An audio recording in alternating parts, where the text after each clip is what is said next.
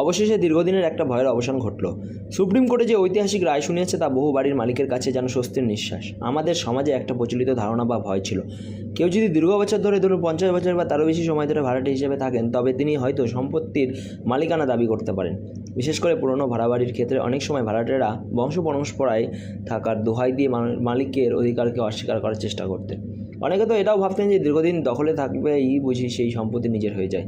কিন্তু আদালত একদম স্পষ্ট ভাষায় জানিয়ে দিল ওসব দিন শেষ।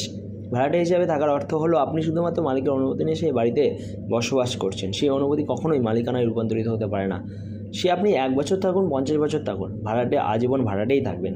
সুপ্রিম কোর্ট পরিষ্কার করে দিয়েছে যে জোর করে দখল বজায় রাখা আইনের ভাষায় যাকে অ্যাডভার্স পজিশন বলা হয়, সেই নিয়ম বাড়ি ভাড়ার ক্ষেত্রে খাটবে না। অর্থাৎ দীর্ঘ সময় ধরে বসবাস করার যুক্তি দেখে কেউ আপনার আর বাড়ির মালিকানা দাবি করতে পারবে না।